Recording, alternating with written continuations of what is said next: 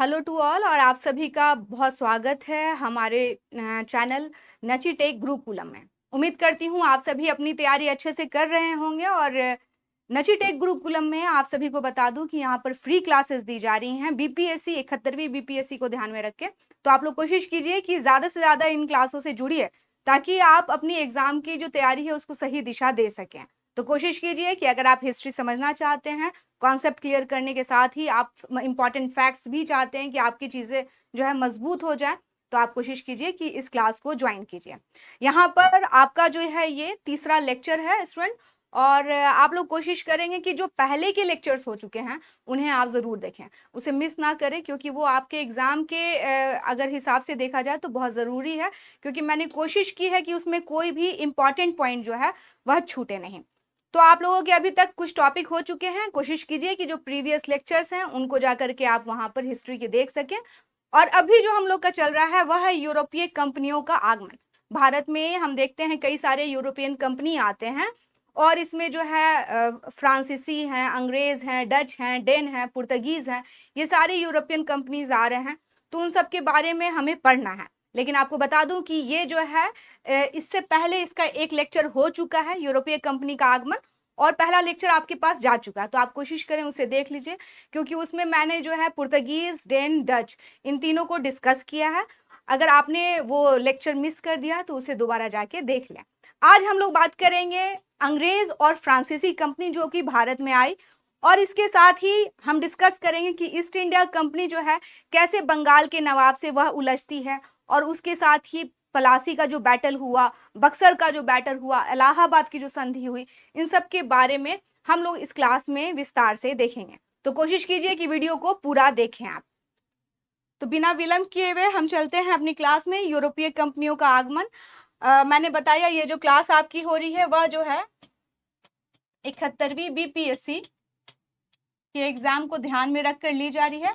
मैं शाइस्ता यहाँ पर आपकी जो है हिस्ट्री की क्लास दे रही हूँ, हिस्ट्री स्पेशली मॉडर्न इंडिया की क्लास जो है, मॉडर्न इंडियन हिस्ट्री की क्लास आपकी यहाँ चल रही है। तो कोशिश कीजिए स्टूडेंट्स आप लोग जल्द से जल्द जुड़े और अधिक से अधिक लेक्चर को देखिए। ये क्लासेस फ्री हैं, आप लोग के लिए बहुत अच्छी बात है। तो कोशिश कीजिए कि क्या करें, अपने दोस्तों के बीच में भी इसे शेयर करें। तो चलिए हम लोग बिना विलंब किए हुए अपने टॉपिक की तरफ बढ़ते हैं। मैंने कहा कि आज जो हम लोग डिस्कस करेंगे, क्योंकि इससे पहले जो लेक्चर्स थे उसमें हमने पुर्तगीज, डच और डेन इनके बारे में देख लिया था, इनकी जो इंपॉर्टेंट चीजें थी वो कर ली थी। आज जो हमें करना है स्टूडेंट वह है, सबसे पहले हम स्टार्ट करते हैं अंग्रेजों से, है ना।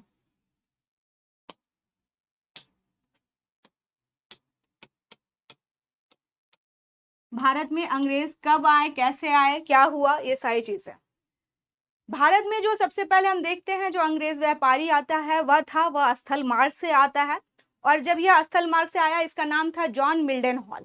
मैं नाम लिख दे रही हूँ, ये नाम आप क्या करेंगे, याद रखेंगे। जॉन मिल्डन हॉल जो है 1599 में स्थल मार्ग से भारत आने वाला पहला जो है अंग्रेज यात्री था।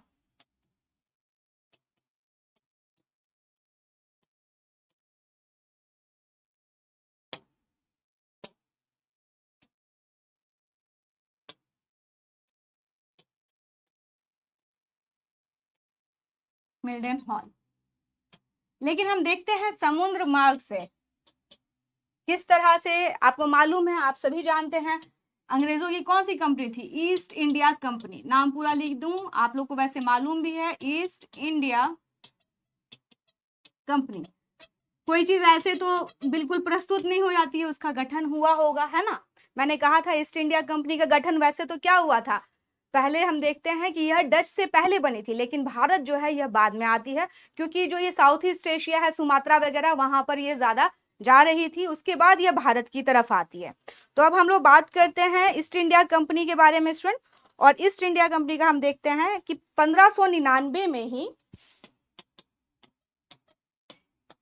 एक एडवेंचर्स दल था, व्यापारिक एडवेंचर्स दल, उसने जो है एक कंपनी बनाई जिसका नाम था, इन्होंने बनाया, वो बहुत लंबा चौड़ा नाम है, the governor and company of merchant of trading into the east.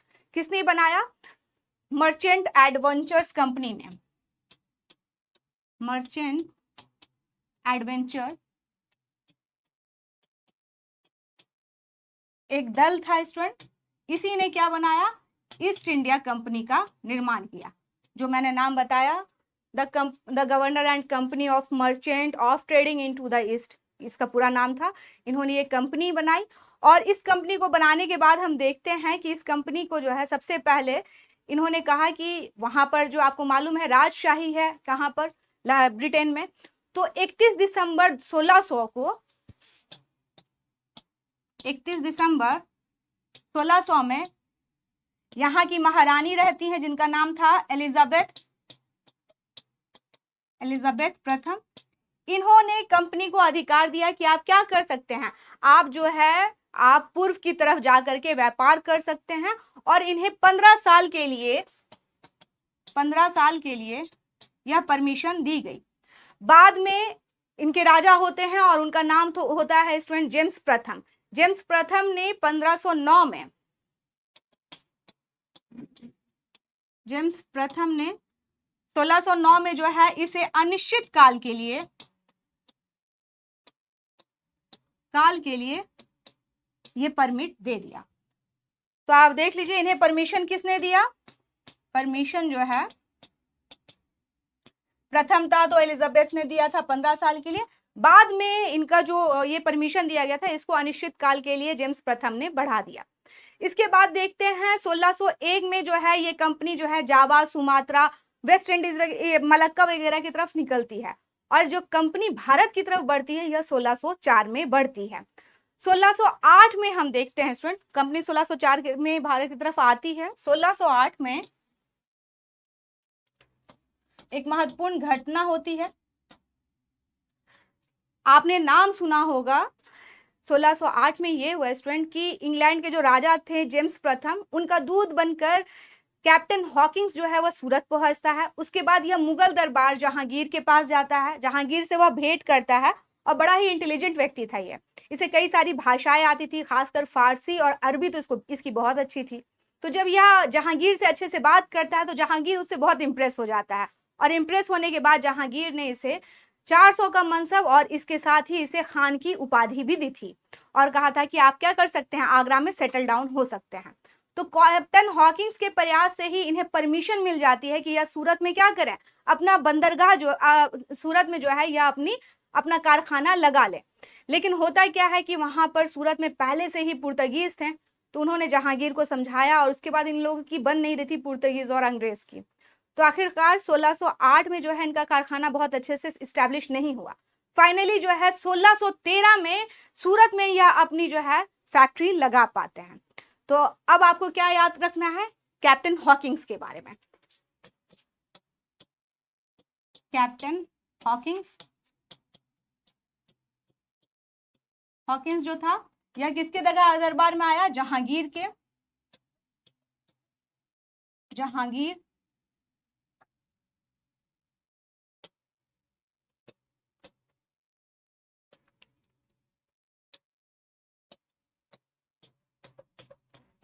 के दरबार में आता है। इसे क्या आती थी, अरबी और फारसी आती थी, जिससे इंप्रेस हो कि जहांगीर इसे क्या देता है, 400 का मनसब प्लस क्या है, खान की उपाधि देता है, और इसको कहता है आप क्या करें, आगरा में सेटल डाउन हो जाएं। इनसे इस समय इन्हें सूरत में कारखाने खोलने की इजाजत भी मिल जाती है, परमिशन मिल जाता है स्टूडेंट, लेकिन पुर्तगालियों की वजह से यह संभव नहीं होता है। फाइनली कब ये खोलते हैं, 1613 में जो है यह कहां पर, सूरत में कारखाना खोलने में अपना सफल हो पाते हैं। ये एक पॉइंट आपको याद रखना है। इसके अलावा एक चीज और आप लोग जानिए,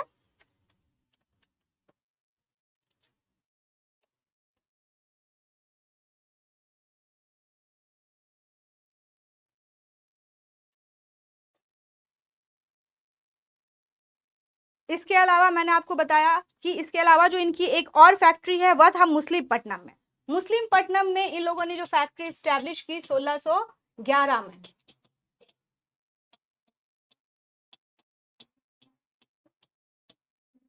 मुस्लिमपट्टनम में इन्होंने अपना कारखाना लगाया स्टूडेंट 1611, और ये डेट आप याद रखेंगे। पहले इन्हें 1608 में ही ये परमिशन मिल जाती है, लेकिन क्या हो पाता है, ये स्टैब्लिश नहीं हो पाता है। अगर आपसे पूछा जाए कि कब इनके पास इन्होंने जो है व्यवस्थित अपना क्या किया, कारखाना लगाया, तो सबसे पहले 1611 में मुसलीपट्टनम में लगाया।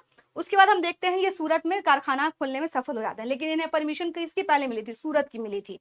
तो ये आपको ध्यान रखना है। इसके बाद हम देखते हैं फिर एक और दूत जो है कैप्टन, एक और जो दूत था वह राजा प्रथम का, जेम्स प्रथम का एक और दूत भारत आता है। दूत क्यों भेजे जाते हैं? जेम्स प्रथम का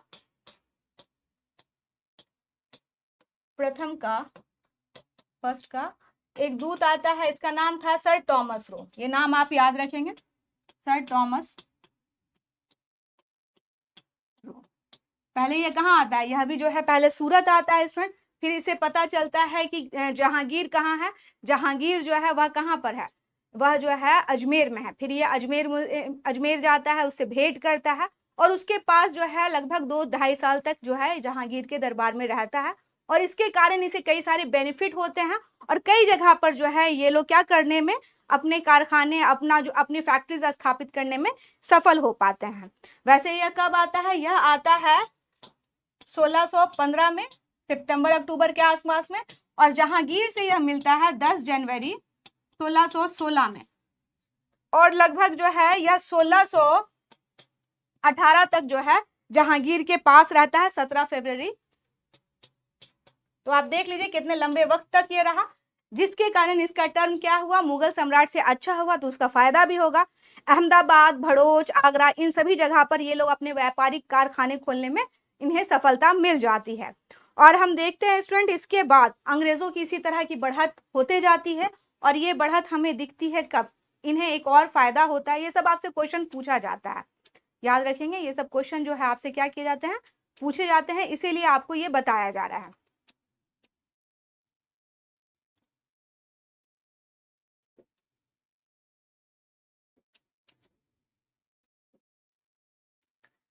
1632 में अंग्रेजों को एक और फायदा होता है, वह होता है गोलकुंडा के एक सुल्तान थे, जिनका गोलकुंडा के सुल्तान से इनको एक सुनहरा फरमान मिलता है। आपको क्या रखना है? 1632 में आपसे पूछ दिया जाए सुनहरा फरमान। फरमान मतलब क्या हुआ? आदेश हुआ। किससे मिला? गोलकुंडा के सुल्तान से, कुंडा के सुल्तान से। अब इससे इनका फायदा क्या हुआ? अब आप ये भी देख ले। इनको कहा गया कि आप 500 पैगोडा अगर हमें वार्षिक कर देते हैं तो इसके बदले आप क्या कर सकते हैं? गोलकुंडा राज्य के जितने भी बंदरगाह हैं उस पर से आप फ्री ट्रेड कर सकते हैं। तो ये एक तरह से क्या हुआ? इनके लिए बड़ी अच्छी चीज हो गई कि इन्हें सिर्फ कितना देना है? इन्हें जो है मात्र 500 पैगोडा देकर क्या मिल गया? पूरे ईयर जो है यह ट्रेड कर सकता है किसके? गोलकुंडा राज्य के बंदरगाह से। ये एक प्लस पॉइंट हुआ। किस तरह से ये आगे बढ़ रहा है, यही सब चीजें आपको समझनी है स्टूडेंट। इसके बाद हम देखते हैं एक और फायदा होता है, वह होता है 1639 में। 1639 में इन्हें फायदा ये होता है स्टूडेंट कि फ्रांसिस डे, इनका एक अधिकारी था जो कि अंग्रेज था, उसको जो है चंद्रगिरी के राजा से, फ्रांसिस डे चंद्रगिरी के राजा से क्या मिलता है? मद्रास जो है, मद्रास बहुत इंपॉर्टेंट हो जाता है। यह जो है इनको पट्टे पर मिल जाता है। फ्रांसिस डे जो है इसके द्वारा जो है इनको मद्रास जो है वह मिल जाता है। इसने चंद्रगिरी के राजा को बहुत मतलब क्या किया? प्रभावित किया, तभी तो किसी ने इसे दिया। तो हम देखते हैं 1639 भी जो है इस संदर्भ में जो है इनके लिए बड़ा ही इंपॉर्टेंट हो जाता है। अब हम बात करते हैं स्टूडेंट, एक और फायदा देख लीजिए। जब किस्मत अच्छी होती है तो क्या होता है? फायदा ही फायदा होता है कि नहीं? और जब किस्मत खराब होती है, वैसे किस्मत पे बिलीव नहीं करना चाहिए मगर कहा जाता है, इसलिए मैं कह रही हूँ। एक और फायदा इन्हें तब होता है स्टूडेंट, एक थी पुर्तगाल की राजकुमारी, उनका नाम था कैथरीन ब्रिगेंजा नाम था। और 1661 में यानी कि 1661 में उनकी शादी हो जाती है ब्रिटेन के राजकुमार से, जिनका नाम था चार्ल्स द्वितीय, इनसे हो जाती है। तो जिस तरह से डाउरी सिस्टम है वैसा डाउरी सिस्टम नहीं था, मगर वो क्या है, वो उनको गिफ्ट करते हैं ना। तो उन्होंने गिफ्ट किया कैथरीन को पुर्तगीज ने कि आपको हम मुंबई जो है दहेज में दे रहे हैं। अब जो है इस तरह से क्या हुआ, चार्ल्स द्वितीय के पास जो है मुंबई आ गया, तो वो क्या करेगा मुंबई का। आपको अगर कोई घर बहुत दूर दराज एरिया में दे दिया जाए तो आप क्या कहेंगे कि भाई किराया लगा देते हैं, उससे पैसे आएंगे। उसने भी यही किया और उसने जो है ईस्ट इंडिया कंपनी को कहा कि ये लो मुंबई, आप हमें जो है इसका रेंट दो, बाकी आप अपना हिसाब किताब देखो। तो यहाँ पर कौन है, यहाँ पर ईस्ट इंडिया कंपनी है। और इस हिसाब से हम देखते हैं कि इस यहाँ पर जो है ये भी फायदा होता है। तो मैं लिख देती हूँ 1661 में पुर्तगाल की राजकुमारी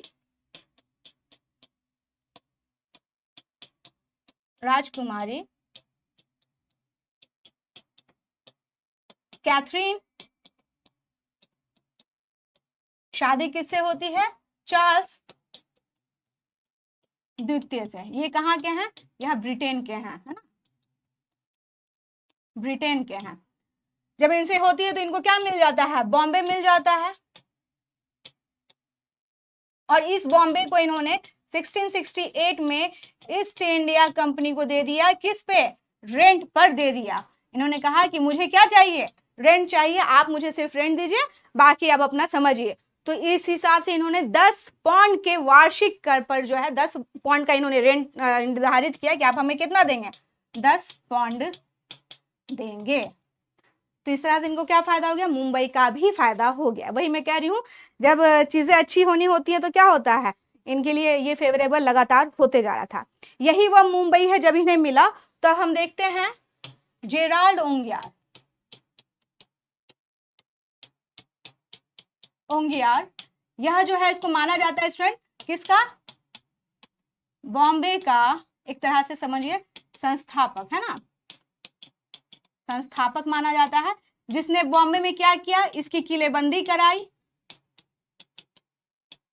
करवाई, यहां पर टकसाल स्थापित करवाया। इसके अलावा हम देखते हैं मुंबई का जो अगर आप आधुनिक आर्किटेक्चर वगैरह देखेंगे ना, तो ये सारा चीज जो है इसी के टाइम पे हुआ। टकसाल बनवाया इसने और गोदी का भी निर्माण करवाया, गोदीबाड़ा जो है उसका भी निर्माण कराया। तो आपसे अगर पूछ दिया जाए कि मुंबई का जो है अगर आप निर्माता कह दीजिए तो उसे क्या, किसे कहा जाता है, जेराल्ड ओंगियार को कहा जाता है। अब हम आते हैं स्टूडेंट किस पर, अब हम आते हैं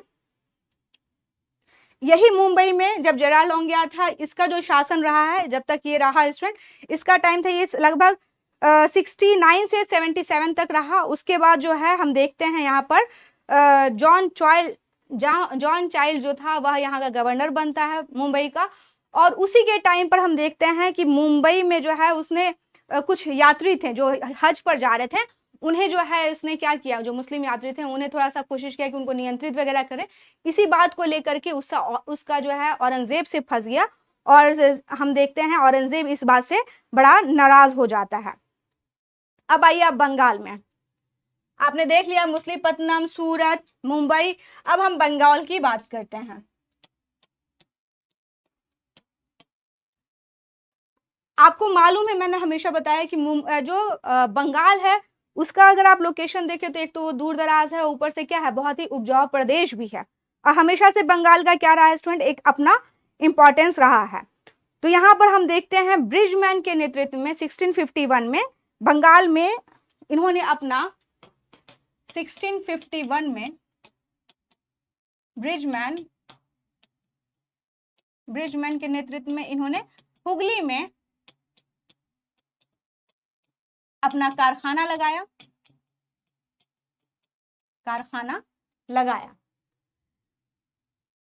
बाद में जो है हुगली के बाद इन्होंने कासिम, पटना, राजमहल, इन सभी जगह पे अपने अंग्रेजी कारखाने खोले। बंगाल का मतलब हमेशा याद रखेंगे, बंगाल, बिहार और उड़ीसा, ये तीनों जो है उसमें मिले हुए थे। ठीक है, आपको मालूम है कि इसकी लंबी स्टोरी है। 1911 में बंगाल को अलग किया गया बिहार और उड़ीसा से। फिर उसके बाद जो है हमारा जो 1935 का एक्ट है उसके बाद सारी चीजें बदली हैं। लेकिन उससे पहले तक 1911 से पहले तक हम क्या देखते हैं स्टूडेंट, जो बंगाल जब हम बोलते हैं तो बंगाल, बिहार और उड़ीसा एक बड़ा प्रांत है ना, मुगल सूबे का वो एक बड़ा प्रांत है। और 1658 में ही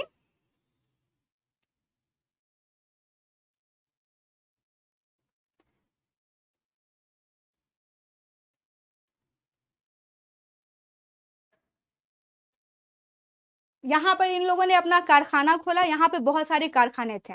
अगर अभी आपको मैं फ्रांसीसी वगैरह पढ़ाऊँ तो आपको समझ में आएगा, लेकिन अभी आपको क्या करना है, आपको चीजें समझते हुए आगे बढ़ना है। लेकिन इस हुगली में औरंगजेब ने क्या किया, औरंगजेब के टाइम पर हुगली में अटैक हुआ और 1686 में जो है 1686 में हुगली में औरंगजेब ने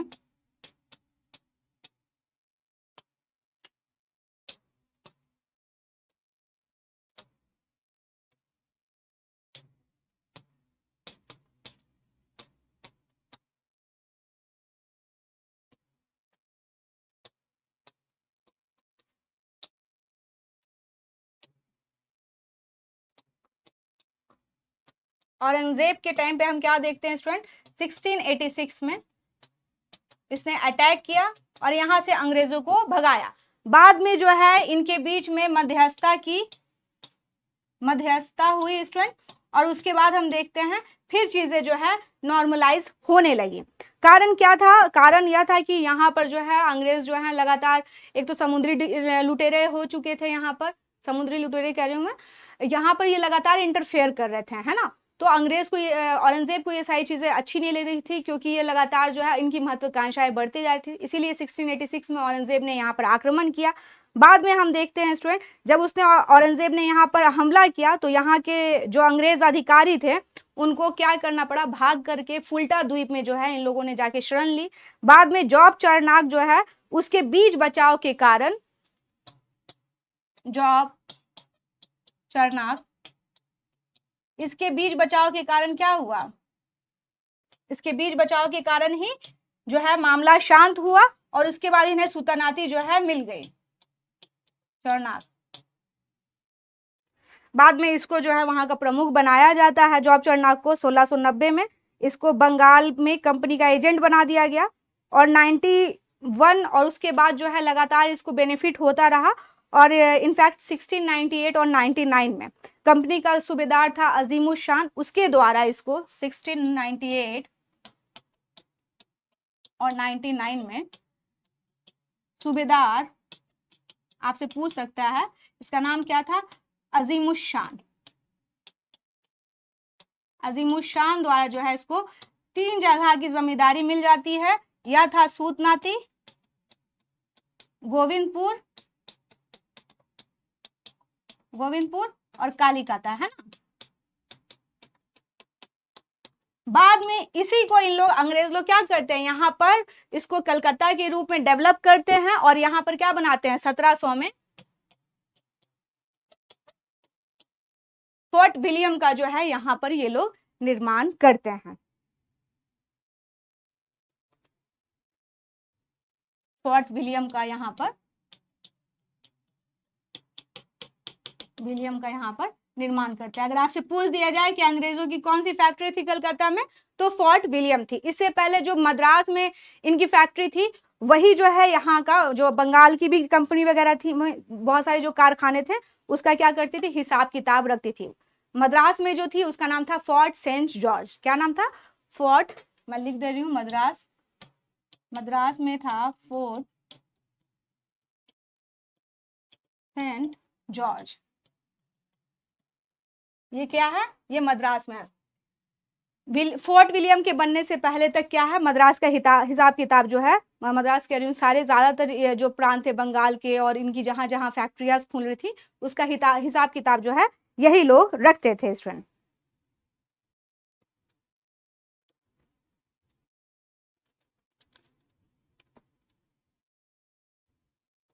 और जब फोर्ट विलियम बना स्टूडेंट, तो ये जब पहले इसको एक प्रेसिडेंसी नगर के रूप में विकसित किया गया और इसका जो प्रथम गवर्नर था उसका नाम था चार्ल्स आयर। इसका नाम क्या है, चार्ल्स आयर। ये कौन था, यहाँ का प्रथम गवर्नर था, है ना, गवर्नर था किसका, फोर्ट विलियम का। तो आपसे जो कुछ इंपॉर्टेंट क्वेश्चन बन सकते हैं वो मैंने यहाँ पर आपके लिखवा दिए हैं। इसके बाद हम देखते हैं, ये सारी चीजें तो थी कि किस तरह से वह आगे बढ़ रहे थे। अब आ जाइए एक बार फिर हम लोग बैक आते हैं और ये चीज आपको थोड़ी सी जान लेनी चाहिए। 1634 में ब्रिटेन की संसद में एक जो है लॉ पास हुआ और इस लॉ के अनुसार ये कहा गया स्टूडेंट कि अब जो ईस्ट इंडिया कंपनी जो है वो एक कंपनी है जो यहाँ पे व्यापार कर रही है, तो अब इस एकाधिकार जो इनका था भारत में व्यापार करने का, उस आपको मालूम है एलिजाबेथ ने दिया, जेम्स प्रथम ने दिया, तो ये एकाधिकार इनको मिला हुआ था। लेकिन ब्रिटिश संसद से जब ये प्रस्ताव पारित हुआ तो इन्होंने कहा कि जो ये एकाधिकार है उसको समाप्त करते हैं और यह जो व्यापारिक अधिकार है सभी को हम देते हैं। और इसी के कारण जो है हम देखते हैं स्टूडेंट ब्रिटेन की जितनी भी प्रजा है उसको यहाँ पर अधिकार मिला कि वह व्यापार कर सके। और इस अधिकार के बाद ही जो है वहां के उस टाइम पे राजा थे विलियम तृतीय, उन्होंने एक और अंग्रेज कंपनी बनाई और उसका नाम था student English company trading into the east. English company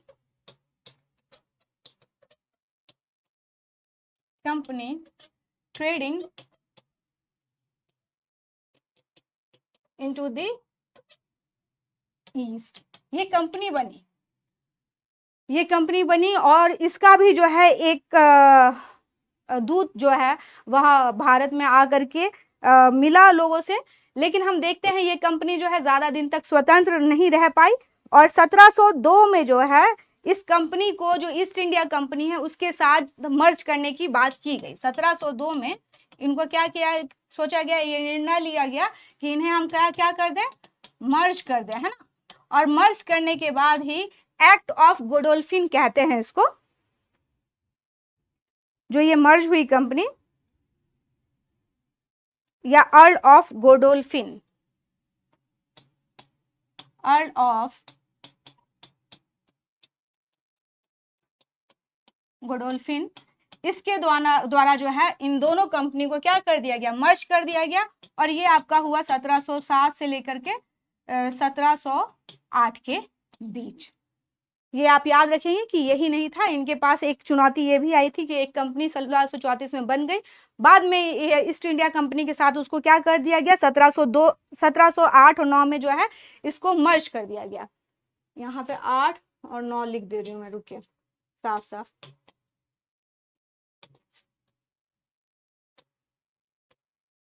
और ये सोचा कब गया था, यह सोचा गया था 1702 में। तो एक पॉइंट आपका ये रहा। अब हम चलते हैं स्टूडेंट, कंपनी को एक बड़ा फायदा होता है आपको मालूम है, और वह होता है 1717 में। 1717 में एक फायदा होता है, यह फायदा किससे होता है, फर्रुखसियर, जो कि कौन है, मुगल शासक है, इसके द्वारा जो है इन्हें बंगाल, आपको मालूम है कि इसके द्वारा जो है इनको बहुत बड़ा फायदा होता है। क्यों होता है, दरअसल फर्रुखसियर बहुत बीमार था और फर्रुखसियर के बीमार होने के कारण जो है एक जॉन सुरमन के नेतृत्व में जो है हम देखते हैं, जॉन सुरमन, यहां मैं लिख दे रही हूं,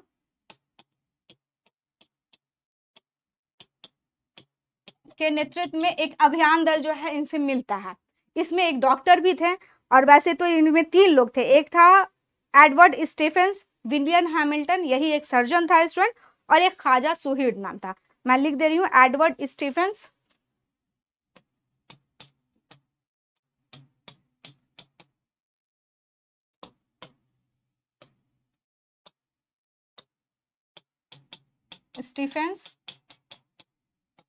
विलियम हैमिल्टन,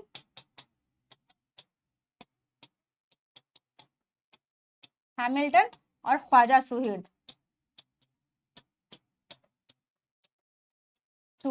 ये 3 लोग थे जो इसके नेतृत्व में क्या किए हैं, फर्रुखसियर से भेंट किए। इसमें जो ये था, यह क्या था, यह सर्जन था और इसने जो है फर्रुखसियर को एक घातक बीमारी से जो है उसको रिकवर करा दिया, उसे ठीक करा दिया। और यही कारण है कि फर्रुखसियर इससे बहुत खुश हुआ और खुश होने के बाद उसने जो है बंगाल, हैदराबाद और गुजरात के सूबेदारों के नाम एक पत्र निकाला। जो सबसे महत्वपूर्ण पत्र था वह बंगाल के सूबेदार के नाम से था, जिसके अनुसार यह था कि अगर यह अंग्रेज जो है, ईस्ट इंडिया कंपनी जो है, अगर 3000 रुपए वार्षिक कर देती है स्टूडेंट, है ना, तो इन्हें क्या होगा, बंगाल में बिना चुंगी दिए हुए चुंगी दिए हुए ये क्या कर सकते हैं, व्यापार कर सकते हैं। तो ये एक बड़ा इन्हें बेनिफिट होता है 1717 में, है ना। और इसे कहा जाता है कि यह एक तरह से क्या था, कंपनी का महाधिकार पत्र था, एक तरह से मैग्ना कार्टा था, और जिससे जो है ब्रिटिश जो है वह बहुत मजबूत होने लगे। तो ये सारी चीजें जो है आपको याद रखनी है, बाद में अभी इस क्लास में ही हम लोग डिस्कस करेंगे। जो ये इन्हें मिलता है कि आप क्या कर सकते, किसी स्टेट में जब आप ट्रेड करें तो आपको बहुत सारी चुंगी देनी पड़ती है, मगर अंग्रेजों को मना कर दिया गया। इसको हम लोग एक तरह से क्या कहते हैं, दस्तक भी कहते हैं।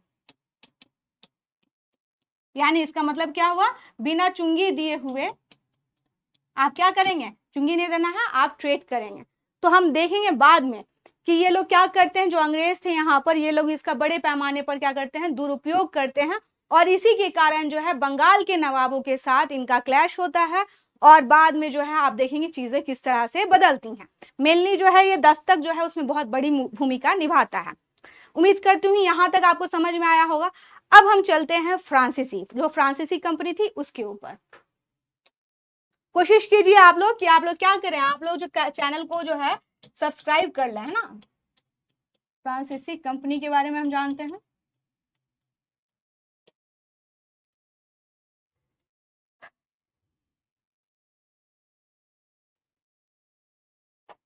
भारत में आने वाली सबसे आखिरी कंपनी कौन थी, फ्रांसीसी थी। और मैंने आपको बताया था कि वैसे तो सबसे आखिर में ये आते हैं, लेकिन सबसे बाद में ये जाते हैं। यह जो है 1961 में जो है भारत से जाते हैं, लेकिन ऐसा नहीं है कि उससे पहले बहुत जगह थे, ये जो है पौंडीचेरी वाले एरिया में थे, है ना।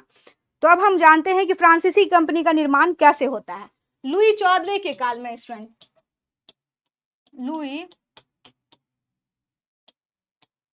लुई 14वें के काल में इनका एक मंत्री था, इसका नाम था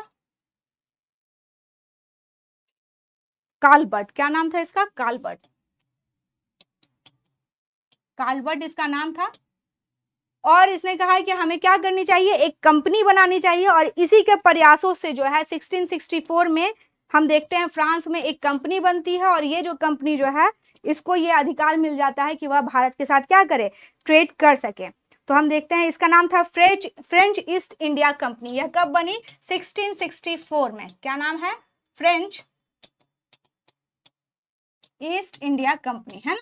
फ्रेंच ईस्ट इंडिया कंपनी बनती है 1664 में, और आपको मैंने बता दिया कि लुई 14वें के टाइम पे बनी, किसने बनवाया, वहां के एक मंत्री थे काल्बर्ट, तो उनके अधिकार में जो बनी। एक तरह से ये जो व्यापारिक कंपनी है आप देखें तो ये सरकार के द्वारा बनाई जा रही है, तो इसको कई सारे विशेषाधिकार मिले हुए हैं, और इसको विशेषाधिकार ही सिर्फ नहीं मिले हुए हैं बल्कि इसको जो है सरकार का साथ भी मिला हुआ। लेकिन एक चीज याद रखिएगा, जैसा कि आपने डच में देखा कि वह भी क्या था, वह भी उनके पार्लियामेंट के द्वारा बनाई गई थी, तो उस पर उनका नियंत्रण भी होता है, ये एक इनका माइनस पॉइंट होता है। जैसे आपने अभी देखा कि लंदन के, हमने ब्रिटेन के संदर्भ में देखा कि वहां के एडवेंचर्स दल ने ही ईस्ट इंडिया कंपनी बनाई, तो वो बात अलग थी, उसको क्या है वहां के राजा प्रमोट कर रहे हैं। लेकिन यहाँ पर क्या है, यहाँ पर हम देखते हैं ये राजा ही और उनके मंत्री मिलकर क्या कर रहे हैं, यह जो है एक कंपनी बना रहे हैं, फ्रेंच ईस्ट इंडिया कंपनी। और जो है इसके पास वित्तीय संसाधन भी है क्योंकि सरकार द्वारा बनाई जा रही है, और इसको कई सारे विशेषाधिकार भी दिए जा रहे हैं। 1667 में जो है यह कंपनी, अब इसकी ट्रैवलिंग आप देख लें, 1667 में यह कंपनी जो है आगे बढ़ती है, और यह बढ़ती है स्टूडेंट आगे फ्रांसिस कैरो के नेतृत्व में जो है इसका अभियान दल, फ्रांसिस कैरो के नेतृत्व में इनका अभियान दल कहाँ पहुंचता है, भारत पहुंचता है। और जब ये भारत पहुंचते हैं तो इनकी जो पहली फैक्ट्री खोली जाती है वह सूरत में खोली जाती है 1668 में। कहाँ खोली गई, सूरत में। इसके बाद जो है इन्होंने अपनी एक महत्वपूर्ण फैक्ट्री लगाई, और वह खोली 1669 में मुसलीपट्टनम में। मुसली, देख लीजिए जहां जहां अंग्रेज है वहीं वहीं ये लोग भी आपको दिख रहे हैं, है ना। तो मुसलीपट्टनम में इन्होंने अपनी फैक्ट्री लगाई, और 1673 में इन्हें एक बड़ी अच्छी चीज मिलती है। 1673 में इनके एक अधिकारी थे, उनका नाम था फ्रांसिस मार्टिन। फ्रांसिस मार्टिन, इनको जो इनको जो है ना वेलुकेंडापुर के एक सूबेदार थे जिनका नाम था शेर खान लोधी, उनसे उन्हें एक गांव मिला जिसे इन्होंने पौंडीचेरी के नाम से उसको बाद में जाना जाता है, और इन्होंने उसे अपने सेंटर के रूप में विकसित किया। तो हम क्या देखते हैं स्टूडेंट, शेर खान लोधी के द्वारा जो है पुदुचेरी, इसका नाम था पहले, शेर खान लोधी के द्वारा इन्हें पुदुचेरी मिलता है। और जो है इन्होंने क्या किया, उसे बाद में इन्हीं के नेतृत्व में 1774 से इसे पौंडीचेरी के नाम से जाना गया। इसके बाद हम देखते हैं 74 में इन्हें एक और फायदा होता है, और वो फायदा था 1674 में जो मुगल सूबेदार था उसका नाम था शाइस्ता खान। इनसे जो है इन्हें चंद्रनगर मिलता है स्टूडेंट। यह कहाँ है, बंगाल में, जो बाद में इनकी महत्वपूर्ण क्या हो जाता है, महत्वपूर्ण सेंटर हो जाता है। और इसे उन्होंने वैसे तो इन्हें 1674 में मिला, मगर इन्होंने इसे विकसित किया लगभग 1692 के आसपास में, है ना। तो ये जो है बहुत इंपॉर्टेंट हो जाता है। अब हम देखते हैं ये जो आप लोगों ने फ्रांसिस मार्टिन के द्वारा जो पौंडीचेरी इन्हें मिला था, पुदुचेरी, यहीं पे फ्रांसिस मार्टिन ने एक फोर्ट का निर्माण किया। फोर्ट लुई नाम था इसका, याद रखेंगे आप लोग।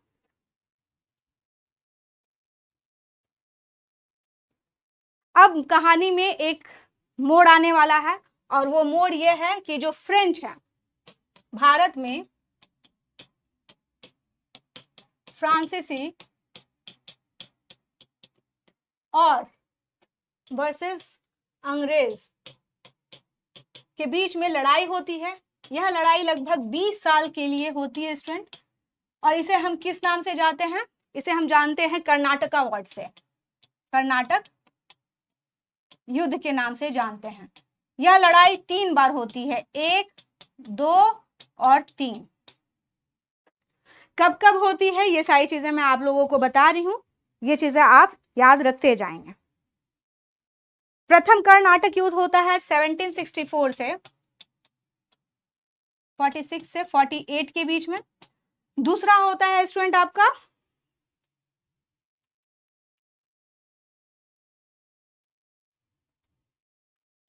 49 से 54 के बीच में, 49 से 54 के बीच में।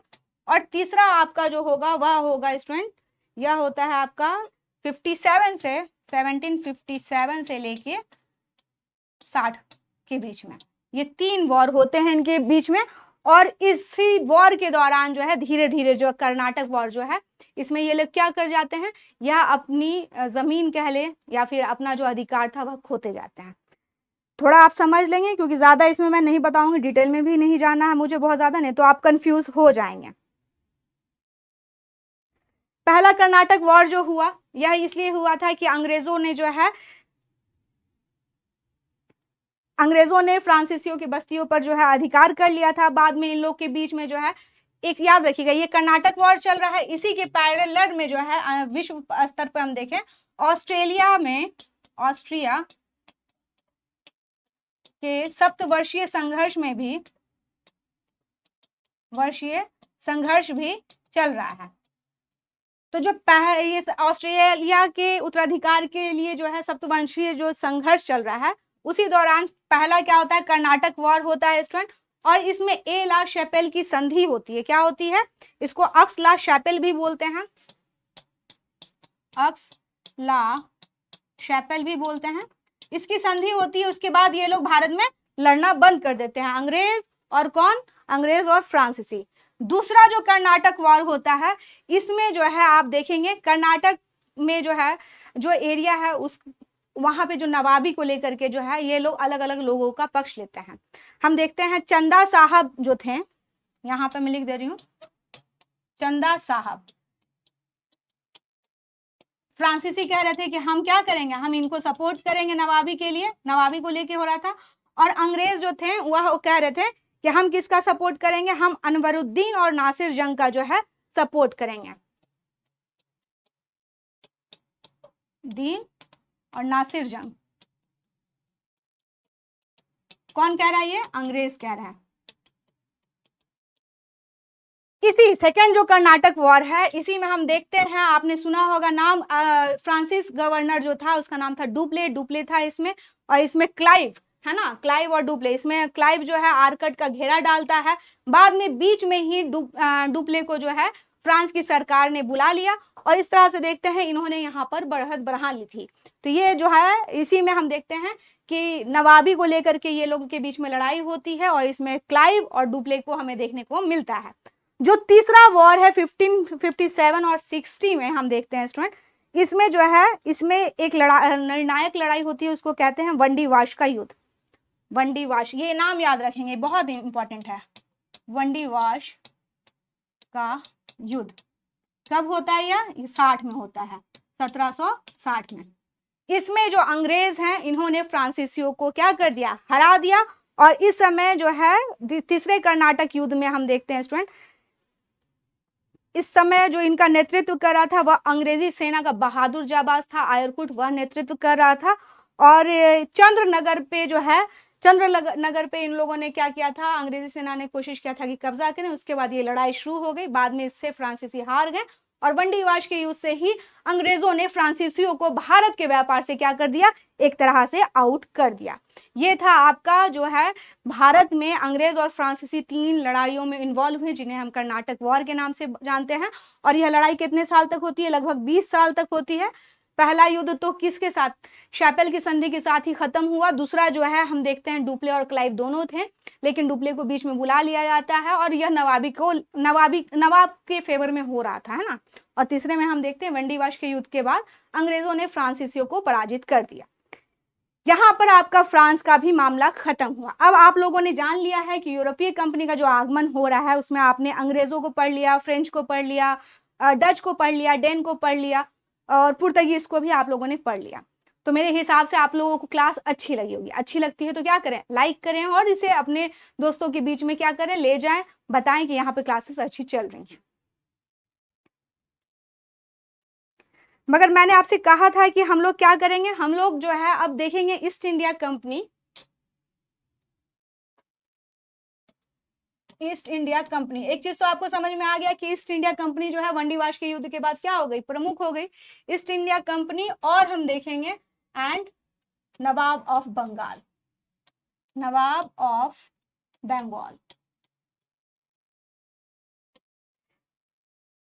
आप देख रहे हैं कि किस तरह से ईस्ट इंडिया कंपनी लगातार क्या हो रही है? लगातार मजबूत हो चुकी है। अब आप आइए, मैंने आपको जब बंगाल के बारे में पढ़ाया था कि बंगाल एक स्वतंत्र राज्य था, खासकर हम क्या करते हैं, आपको मालूम है कि बंगाल की स्थापना किसने की थी? एक स्वतंत्र राज्य की मुर्शिद कुली खान ने की थी, है ना, जो कि सूबेदार था बंगाल का। उसके बाद जो है उसके जो उत्तराधिकारी हुए, शाह सुजा हुआ, सुजाउद्दीन, एक मिनट, अलवर्दी खां हुआ, चाहे उससे पहले जो है शाह सूजा हुआ। इन लोग के टाइम पे बंगाल इतना अच्छा मतलब इतने अच्छे कंडीशन में आ गया था, कई बार इसे क्या कहते थे? इसे जो कहा जाता था कि यह भारत का स्वर्ग है। किसके टाइम पे? मुर्शिद कुली खां के जो सक्सेसर हुए, शाह सूजा या फिर अलीवर्दी के टाइम पे। और आपको मैंने पढ़ाया था कि अलीवर्दी खां वो पहला बंगाल का नवाब था जिसने क्या किया था? जो फ्रांसीसी थे, जो अंग्रेज थे, जो घेरा डाल रहे थे, जो क्या कर रहे थे, अपने कारखाना की किलेबंदी कर रहे थे, उनके खिलाफ में वो बहुत ज्यादा मुखर था। हम लोगों ने अलीवर्दी खां तक पढ़ा था, मैंने सुराजुद्दौला के में छोड़ दिया था। अलीवर्दी खां का यहीं से शुरू करते हैं। अलीवर्दी खान जो कि बंगाल का नवाब था, इसके बाद जो है सिराजुद्दौला,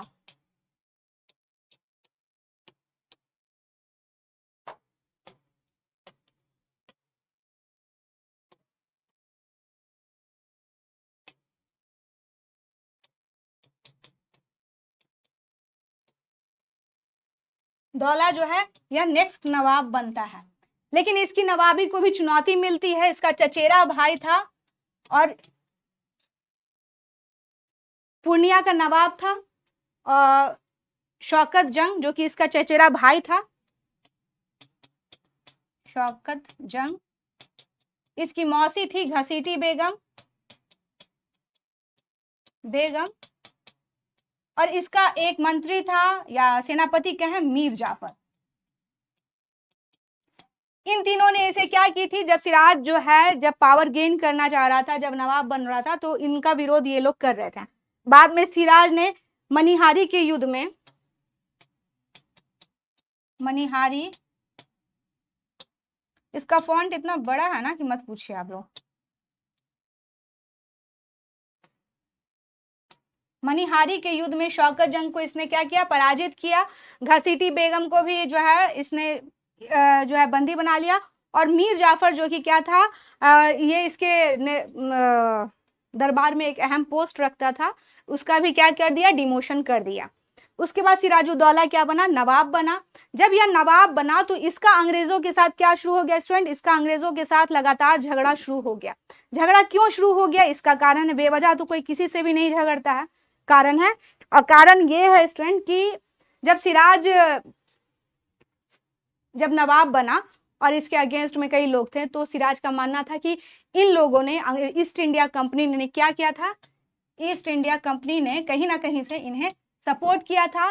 सिराज को क्या नहीं दिया, रेस्पेक्ट नहीं दिया। जब कोई नवाब बनता है तो आप उसको नजराना उजराना देते हैं, मगर सिराज को इन लोगों ने रेस्पेक्ट नहीं दिया था। और सिराज का मानना था कि जब कासिम बाजार की ये लोग फैक्ट्री, चूंकि अब ये नवाब है तो ये चाहता था कि क्या करे, उसका निरीक्षण करें, मगर इन लोगों ने, ईस्ट इंडिया कंपनी ने इसे यह निरीक्षण भी नहीं दिया था। इसके अलावा आपको मालूम है इनको क्या मिला हुआ, ईस्ट इंडिया कंपनी को दस्तक भी मिला हुआ, इसका दुरुपयोग तो ये कर ही रहे हैं। यही कारण हुआ स्टूडेंट। और इसके बाद हम देखते हैं कि सिराजुद्दौला जो है 4 जून 1756 को, अब आ जाइए सिराजुद्दौला के पास।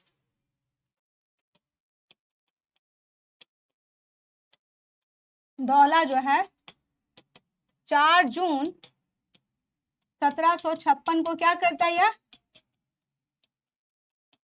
कासिम बाजार पर अटैक करता है। उसके बाद जो है यह 15 जून को, जहां पर अंग्रेज कलकत्ता की क्या कर रहे थे, किलाबंदी कर रहे थे, उस पर सिराज ने क्या किया, अटैक किया। तो यहाँ के जो अधिकारी थे, जब कलकत्ता की फैक्ट्री पर इनके क्या किया गया, अटैक किया गया, तो यहाँ के जो अधिकारी थे वह लोग क्या किए स्टूडेंट, वह लोग जो है, कलकत्ता का गवर्नर था, उसका नाम था रोजर ड्रेक, और ये सभी लोग क्या क्या इन्हें भागना पड़ गया फुल्टा द्वीप में, है ना, ये जाके शरण लिए। कुछ लोग जो है पकड़ा गए और वो सिराज के सामने जो है उनको लाया गया, उन्हें आत्मसमर्पण करना पड़ा। इसमें एक व्यक्ति था, उसका नाम था, कुछ लोग तो कहाँ गए, फुल्टा द्वीप में जाके छुप गए, कुछ लोगों ने आत्मसमर्पण किया, और जो आत्मसमर्पण किया, समर्पण किया या फिर कहीं समझिए बंदी बना लिया, उसमें एक हॉलवेल भी शामिल था। इन सभी को कब किया गया ये अटैक, यह अटैक किया गया था 15 जून 1756 को। इन सभी को माना जाता है 20 जून को, आपको मालूम है यहाँ पे कौन सा फोर्ट है, यहाँ पर फोर्ट है फोर्ट विलियम, फोर्ट विलियम। इसके पतन के बाद जो है 20 जून को जो लोगों ने आत्मसमर्पण किया था, जिन्हें पकड़ लिया गया था, उनको क्या किया स्टूडेंट, इन लोगों ने क्या किया, सिराज ने, इसमें लगभग 146 लोग थे, कितने थे, 146 लोग थे। इन सबको एक छोटे से कमरे में कैद कर दिया। और जब कैद कर दिया, जब ये सुबह जब आंखें लोगों की खुली तो उन्होंने देखा कि 146 यानी 146 लोगों में से मात्र 21 लोग जीवित बचे हैं, बाकी लोगों की क्या हो गई है, मृत्यु हो गई है।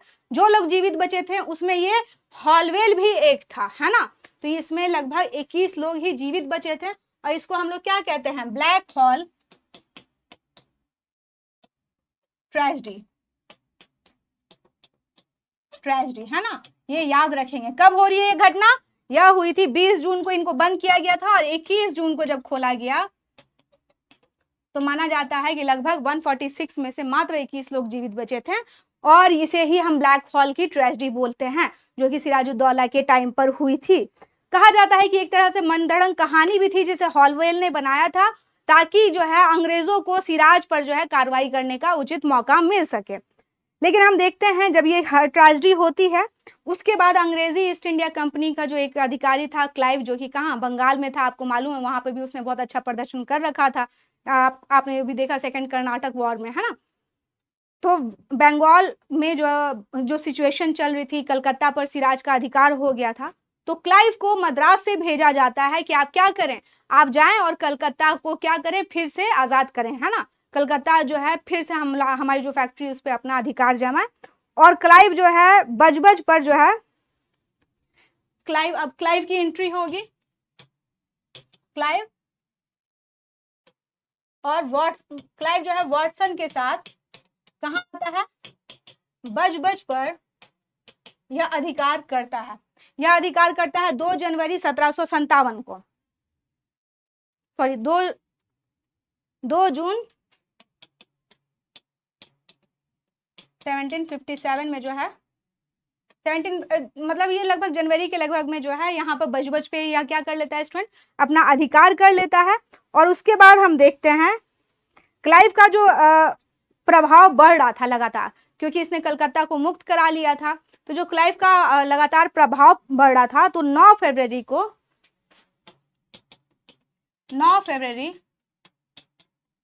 1757 को एक अलीनगर की संधि होती है, अलीनगर की संधि, ये याद रखेंगे स्टूडेंट। अलीनगर की संधि किसके बीच में हो रही है, क्लाइव और सिराजुद्दौला के बीच में हो रही है। किसके बीच में, क्लाइव, मैं लिख दे रही हूं यहाँ पे, सिराज और क्लाइव के बीच में जो है अलीनगर की संधि होती है। अंग्रेज कहते हैं कि सबसे पहले जो है आप जो है हमारी जो सुविधाएं जो बहाल थी उसको आप क्या करें, फिर से पुनः बहाल करें जिसे आपने डिस्टर्ब किया है। और इसके अलावा जो है हमारा जो मुंबई में जो सिक्का ढाला जाता है, इन्होंने कहा कि अंग्रेजों का जो सिक्का डाला जाता है उसकी अनुमति दें कि हम यहाँ पे सिक्का ढाल सकें और अपनी किलेबंदी भी कर सकें। इन सभी बातों पर जो है सिराज अग्री हो गया। लेकिन अलीनगर की संधि के बाद क्या है, एक तरह से अंग्रेजों ने पॉज लिया और इन लोगों ने एक कॉन्स्पिरेसी की कि हम लोग मीर जाफर को क्या बनाएंगे, अपना नेक्स्ट नवाब बनाएंगे। और वह एक षड्यंत्र में लग गए। जब षड्यंत्र में लगे तो षड्यंत्र जो याद रखेगा क्या क्या कहते हैं, घर का भेदी लंका ढाए। तो सिराज के अगेंस्ट तो बहुत लोग थे, उन लोगों ने भी उसका साथ दिया। और हम देखते हैं स्टूडेंट प्लासी का युद्ध होता है। प्लासी का युद्ध आपका कब हो रहा है, 23 जून। प्लासी का युद्ध यह कब हुआ स्टूडेंट, 23 जून 1757। इंपॉर्टेंट है। Siraj versus east India company, specially किसके बारे में आप कह सकते हैं, क्लाइव। क्लाइव के साथ कौन कौन मिले बने हैं, मीर जाफर मिला हुआ है स्टूडेंट, और भी जो है जगत सेठ हो गया है ना, ये सारे लोग उसके साथ मिले हुए हैं। राय दुर्लभ, जगत से यार लतीफ,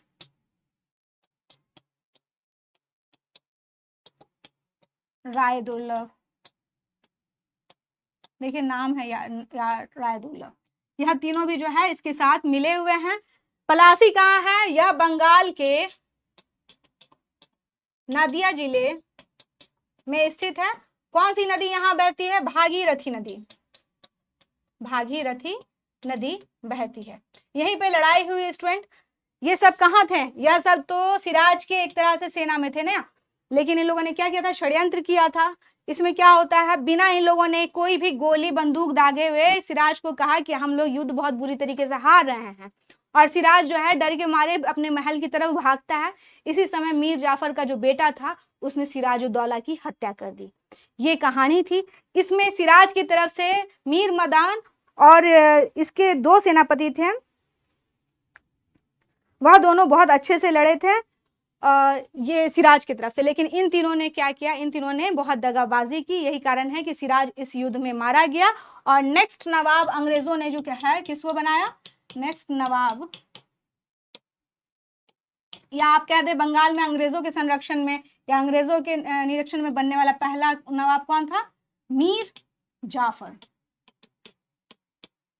जब यह नवाब बना स्टूडेंट तो इसने जो है मुगल बादशाह से सिफारिश की कि क्या किया जाए, क्लाइव को 24 परगना की जमींदारी दी जाए। 24 परगना की जमींदारी मिली क्लाइव को।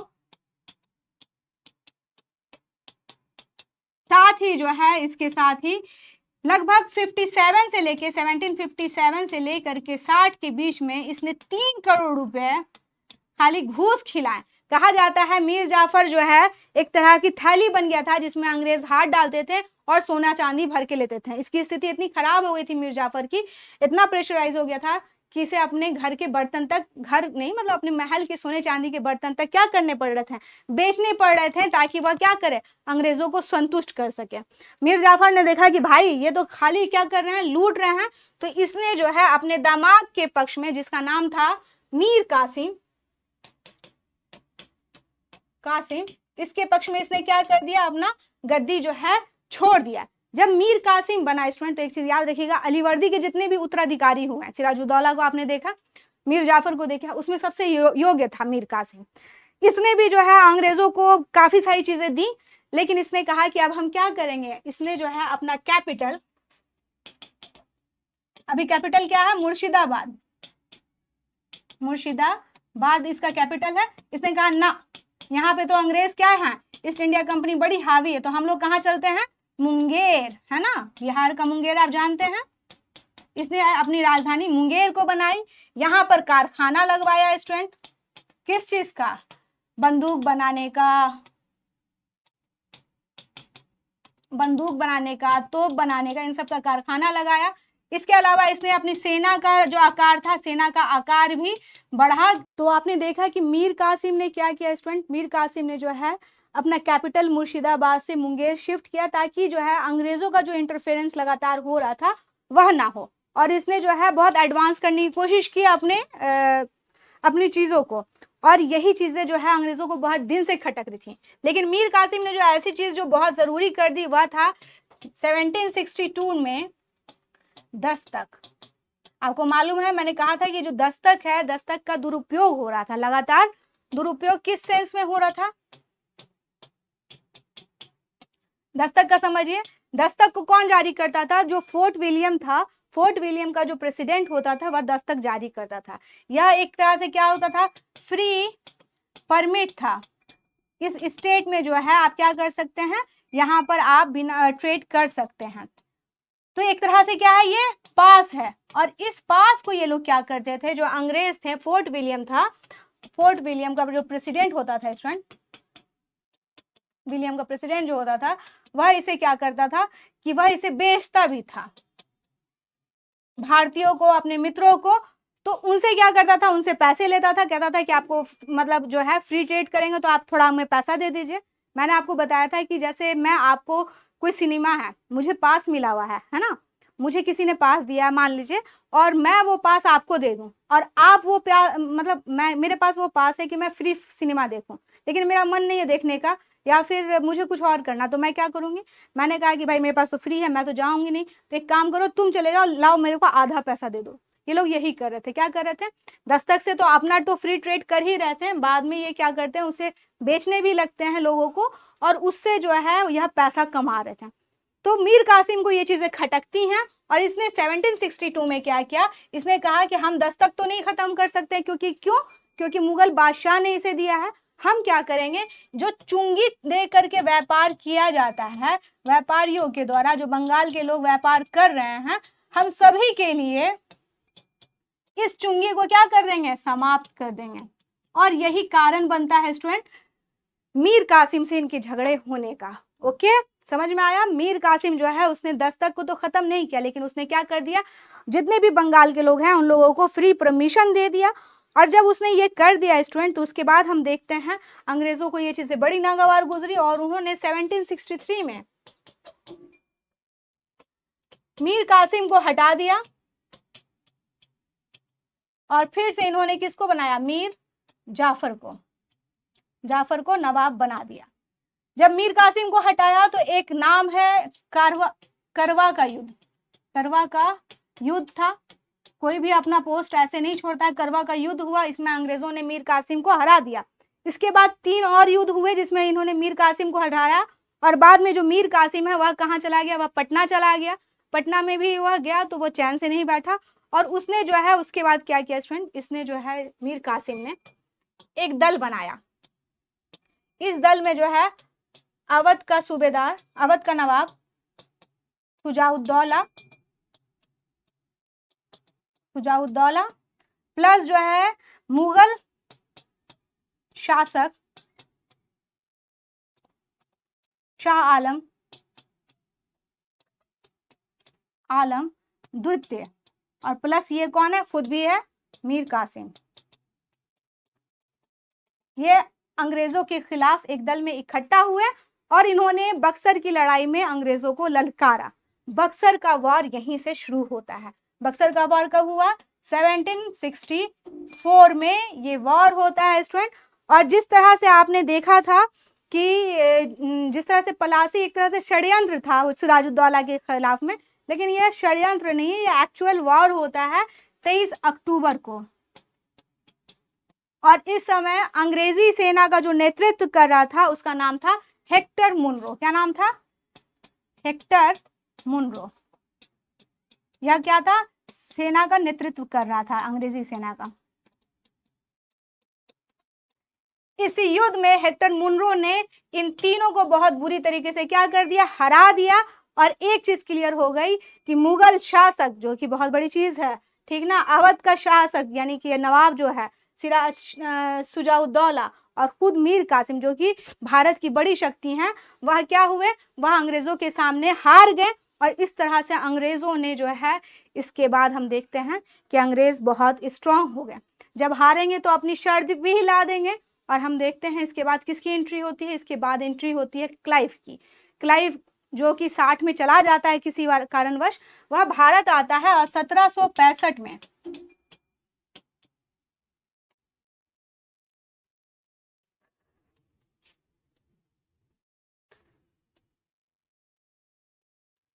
क्लाइव का हम देखते हैं स्टूडेंट, यह जो है आता है और इसने जो है 12 अगस्त सॉरी दो संधि करता है। एक तो ये करता है 12 अगस्त को, जिसे हम क्या कहते हैं, इलाहाबाद की संधि, इलाहाबाद की संधि कहते हैं। यह किससे करता है, मुगल शासक शाह आलम द्वितीय के साथ जो है यह संधि होती है स्टूडेंट। और इस संधि के द्वारा हम देखते हैं क्या होता है स्टूडेंट,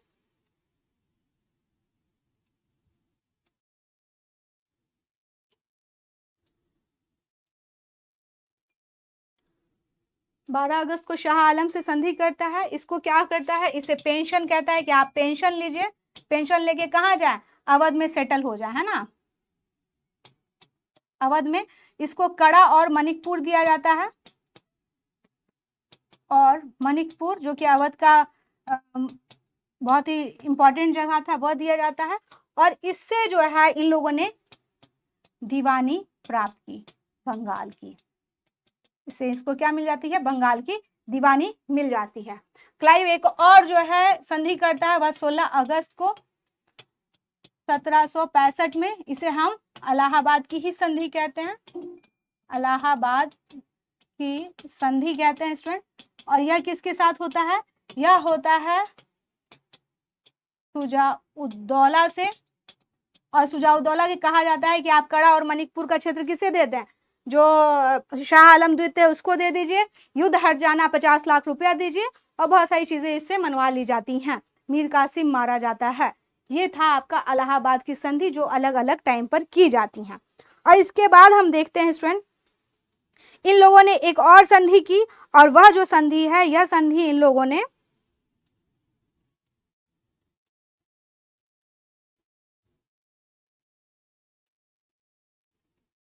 ये याद रखेंगे, इसको इलाहाबाद की द्वितीय संधि कहते हैं। इन्होंने अवध, अब जो मीर जाफर था उसकी मृत्यु हो जाती है, उसके बाद उसका जो बेटा होता है नजमुद्दौला, इसका बेटा होता है स्टूडेंट।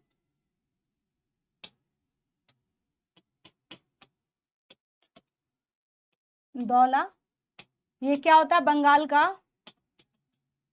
नेक्स्ट नवाब बनता है, नवाब बनता है। और इसके साथ इन्होंने, अंग्रेजों ने, क्लाइव जो है एक संधि करता है, और ये संधि, इस संधि के द्वारा जो है निजामत का अधिकार, निजामत का अधिकार जो है, अधिकार कहाँ पे, बंगाल में, है ना, बंगाल में कंपनी को मिल जाता है। और इसके बाद ही बंगाल में क्या होता है, बंगाल में शुरू होता है द्वैध शासन, निजामत और दीवानी। दीवानी किसके पास है? अंग्रेज के पास है। निजामत में हम देखते हैं स्टूडेंट, इन्होंने जो इसकी ट्रीटी की थी, इसकी सारी सेनाओं को खत्म कर दिया था। एक तरह से प्रशासन जो है अंग्रेजी देख रहे थे, तो निजामत का अधिकार भी इन्हें मिल जाता है। तो ये था बंगाल का पूरा सिनेरियो कि किस तरह से चीजें चली। तो मुझे उम्मीद है कि आपको ये सारी चीजें समझ में आई होंगी, और कोशिश कीजिए कि क्लास में लगातार आप लोग प्रेजेंट रहें और क्लास को देखें। क्लास अच्छी लगे तो इसे लाइक कीजिए, सब्सक्राइब कीजिए चैनल को, और अपनी 71वीं बीपीएससी को सही दिशा दीजिए। 71st बीपीएससी, या फिर आप हिस्ट्री की अपनी समझ विकसित करना चाहते हैं, कॉन्सेप्ट क्लियर करना चाहते हैं, तो आप मेरे साथ जुड़ सकते हैं शाइस्ता मैम से। कहाँ पर? नची टेक गुरुकुलम में। आप सभी का बहुत बहुत धन्यवाद। मिलते हैं अपने नेक्स्ट टॉपिक के साथ अपनी क्लास में, अगली क्लास में। तब तक आप लोग अपना ध्यान रखिए, फिर मिलते हैं। धन्यवाद।